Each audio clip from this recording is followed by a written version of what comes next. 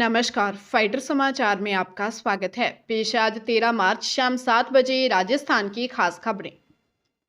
SI भर्ती 2021 paper leak case में SOG ने साल 2014 बैच के एसआई और साल 2021 बैच की महिला एसआई को गिरफ्तार किया है। जांच में सामने आया है कि जोधपुर में तैनात महिला लेक्चरर ने जयपुर में दो बहनों के लिए डमी कैंडिडेट के रूप में परीक्षा दी थी।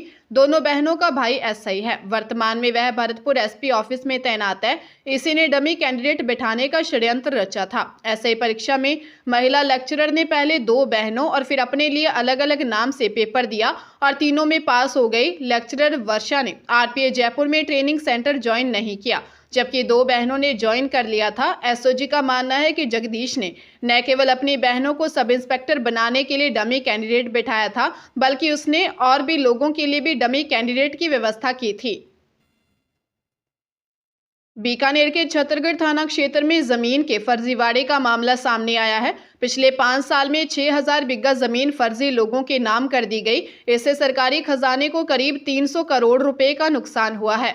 फर्जीवाड़े में छतरगढ़ में पदस्थापित रहे अधिकांश तहसीलदार, नायब तहसीलदार और पटवारियों की भूमिका रही। एसपी तेजस्विनी गौतम के आदेश पर छतरगढ़ की वर्तमान तहसीलदार राजकुमारी की रिपोर्ट पर 19 जनों के खिलाफ नामजद एफआईआर की गई है। आरोप है कि 5 साल में तहसीलदार, नायब तहसीलदार और पटवारियों ने मिलकर सरकारी जमीन का मालिक किसी फर्जी नाम से दर्ज करवाया गया, बकायदा उसका इंतकाल चढ़ाया गया। बाद में इसी जमीन को किसी अन्य को बेच दिया गया। कई लोगों को आवंटन फर्जी कागजातों के आधार पर किया गया। 6125 बिघा जमीन का यह आवंटन पूरी तरह फर्जी पाया जाने पर कलेक्टर के आदेश पर एफआईआर के आदेश दिए गए।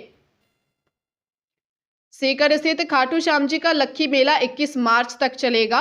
पहले दिन से ही बाबा के दरबार में माथा टेकने के लिए जयपुर शहर सहित आसपास के इलाके से पैदल यात्राएं शुरू हो गई, जो होली तक जारी रहेगी।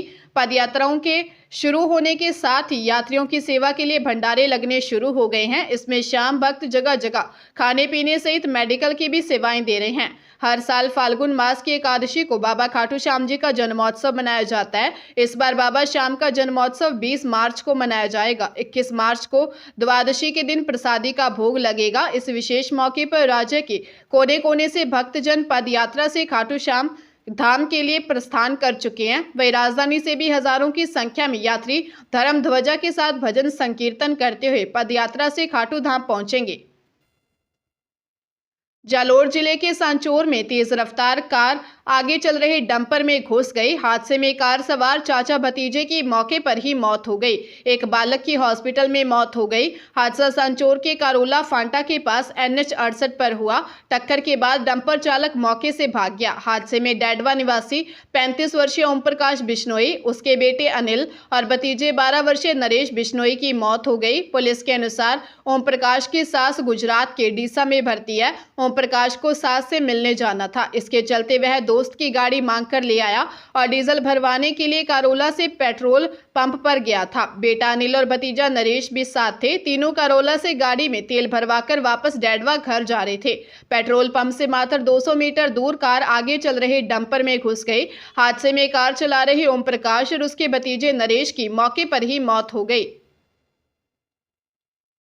सीनियर टीचर भर्ती परीक्षा का पेपर लीक करने वाले मुख्य सरगना और वाइस प्रिंसिपल शेर सिंह के 1 दर्जन से अधिक ठिकानों पर ईडी की टीमों ने प्रॉपर्टी सीज की है। उदयपुर में हुए सीनियर टीचर भर्ती पेपर लीक की जानकारी पुलिस को मिलने के बाद शेर सिंह फरार हो गया था। 3 महीने बाद पुलिस ने उसे पकड़ा था। शेर सिंह ने पेपर बेचकर करोड़ों रुपए की संपत्ति अर्जित कर रखी थी।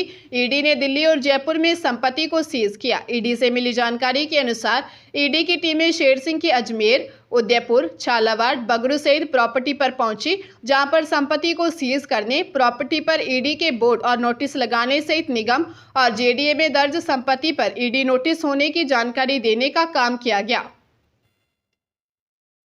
बांसवाड़ा जिले के कुशलगढ़ थाना पुलिस ने नकली नोट का खुलासा किया और उसमें शामिल आरोपी को गिरफ्तार कर लिया।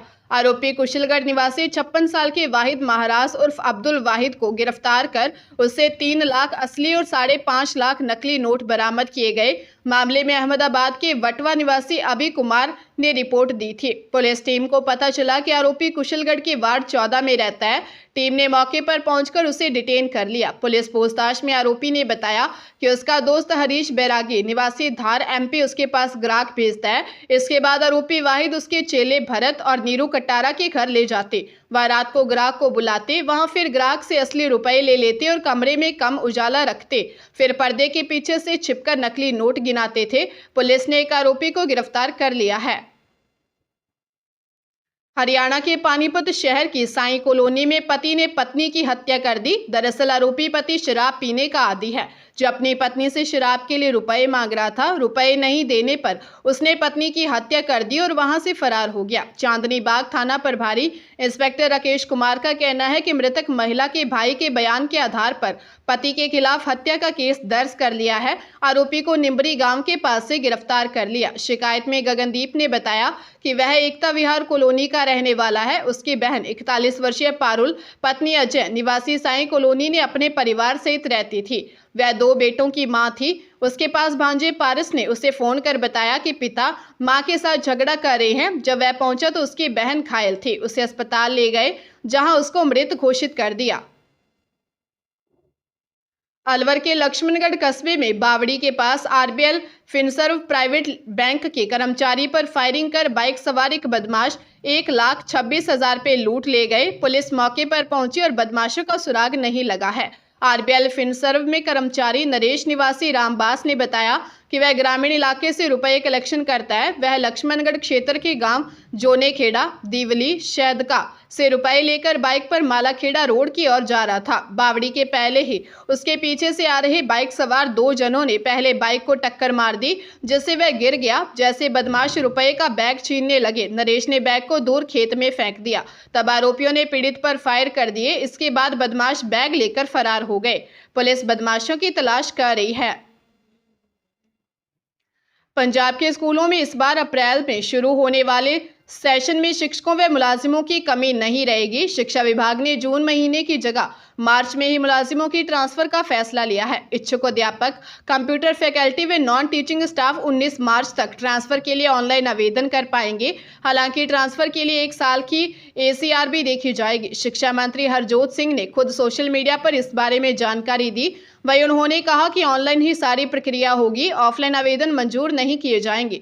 पॉलिसी के मुताबिक जो शिक्षक व नॉन टीचिंग स्टाफ इस पॉलिसी के अधीन आता है, उसे पहले ई-पंजाब स्कूल पोर्टल या फिर अप्लाई लॉगिन ID पर जाकर अपनी डिटेल ऑनलाइन भरनी होगी। बदली संबंधी आवेदन करने के बाद डाटा अप्रूव का बटन होगा।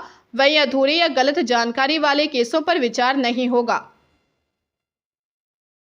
नागौर जिले के लाडनू थाना क्षेत्र के खामियाद गांव में प्रेमाराम की हत्या के मामले में पुलिस ने उसकी पत्नी को गिरफ्तार किया है। मामले में 2 आरोपियों को पहले ही गिरफ्तार किया जा चुका है। थानाधिकारी महिराम बिश्नोई ने बताया कि मामले में 40 वर्षीय संतोष देवी पत्नी प्रेमाराम बावरी को गिरफ्तार किया गया है।